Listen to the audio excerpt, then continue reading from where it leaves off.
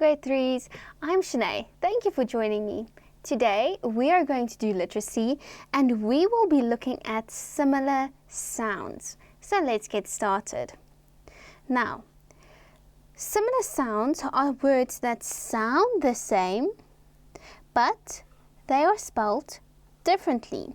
And we should not get confused when we hear the sound of a word but they mean different things or they have different spelling. So, we can call these homophones. Remember, they sound the same, but they are spelled differently. And they also have a different meaning. We need to make sure that we use the right word. And this is very important. And we have an example, 8 and 8. Now, can you hear that they sound the same?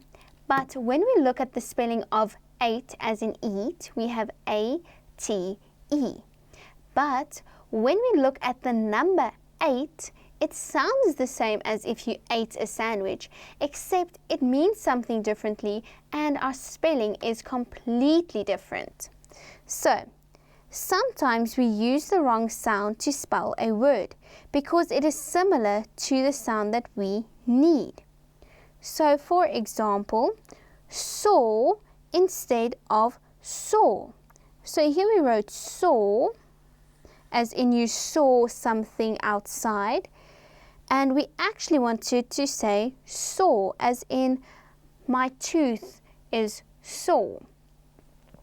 Now, remember, they sound the same, but their spelling is completely different and their meaning as well. And we can refer to words like this as homophones. So let's practice a few sentences.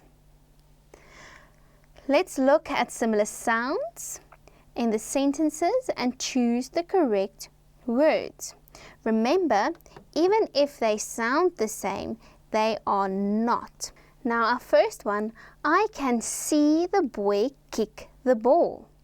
Now what sea do we want to refer to?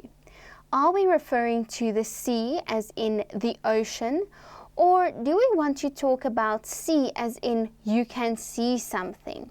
So let's look at the context of our sentence and then determine which one. So we say, I can see the boy kick the ball. So obviously we're talking about looking. So which of these two do we use? We use the first C because S-E-A refers to the ocean and therefore it is incorrect for this sentence. Now let's look at number 2. My name is Lorato. Now, if we think about how we spell name and we want to refer to that in our sentence, what spelling between the two of these will we use to write the word name? Let's have a look. So, is it N-A-Y-M or is it N-A-M-E? Yes, it is most definitely the second one. This is the one we want to use for the context of this sentence. Now, let's look at the next one. Look at the monkey play in the tree. Now again, we need to look at the spelling, and even though these words that are in blue sound the same, it doesn't mean that they have the correct spelling or meaning. So the first one we are looking at is monkey. Now, how would you spell monkey? Would you spell monkey M-O-N-K-E-E or M-O-N-K-E-Y? Yes, monkey. And this matches the spelling, the meaning and the sound of monkey as in the animal. And now play in the tree. Now again we have to ask ourselves, how do we spell the word tree? And where do we find monkeys normally? We find them in a real tree outside. So how would we spell tree then? We would spell it T-R-E-E. So if you got that one right, good job. Let's move on to number 4. The kite is flying in the blue sky. Now here we have quite a few. So first of all, we need to determine kite. Now kites are these material looking things that you let it go up in the sky and then it floats around and it like goes with the wind. It's really beautiful. But how do we spell kite? So let's determine. Would we spell kite K-I-G-H-T or K-I-T-E? Yes, we will spell it K-I-T-E. And then the next one, do we spell blue as in B-L-O-O, or do we want to talk about blue as in blow, or blue as in sky? We want to talk about the blue sky, the color of the sky, and you spell blue, the color, as B-L-U-E. Then number 5. I like to drink Coke afloat on hot days. So, which spelling? Now, if we think a Coke float is when we have ice cream that is floating on top of our Coca-Cola. So, how would we spell that float? Let's have a look. So, we will spell float F-L-O-A-T,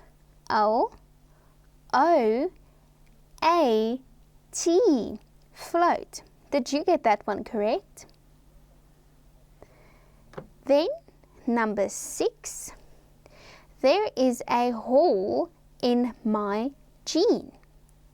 Now, when we look at these two spellings, the one hole means hole as in there's a hole in my shirt for my arms to come through, or hole as in this is my whole shirt, my shirt in its entirety.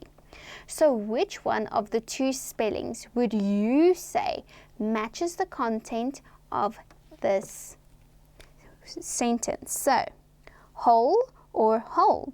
Now remember, this hole is a hole in your shirt for your arms to get through, and hole, this one is like the entire thing. So are we talking about your entire jean or just a little hole in your jean? Yes, a hole. Now let's look at number 7. My aunt let us stay up late last night. So now we want to distinguish between an ant that, you know, takes your crusts and stuff from the floor, or your aunt as in your mom's sister. So which one do you think matches the context of this sentence? Do we say that our aunt that is taking our crumbs from the floor let us stay up late last night, or are we talking about our aunt, the one who is my mom's sister? Yes, let's see. My aunt or aunt let us stay up late last night. So this ant is the little bug with the legs that eat your stuff from the floor, and this ant is your mom's sister. So we want to use this one in this sentence. So we will circle it.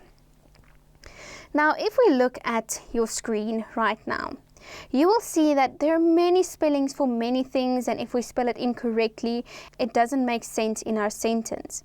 And that is why we always need to make sure that our spelling is correct and that our meaning goes with the spelling of the word.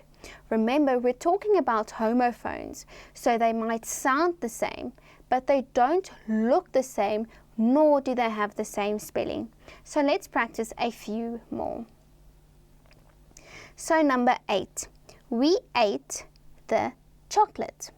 Now again, are we talking about eating as in ate the past tense, or are we talking about 8 chocolates? Let's look at the context of our sentence. So, we ate the number, the chocolate, no, but we ate as in eat the chocolate, so it will be 8. Then number 9. I have no lunch today. Now, no in this case can either be no as in you can't do that, or no as in you have knowledge about something. So let's look at our sentence and determine which no we want to talk about. So I have no as in you don't have something lunch today, or I know lunch. No. So the second no is incorrect because we want to talk something that you are without. So that is why we're going to choose the first no. Then number 10. We usually go to bed at 8. Now again, we have 8 as our homophone. So are we talking about eat or eating, or are we talking about the number 8? So we are going to see. We usually go to bed at eat, no, but when we talk about the number 8, that makes more sense in this sentence. So we circle the second 8. Then number 11, I would like to have cookies with my milk. Now 2 is spelled actually in 3 different ways.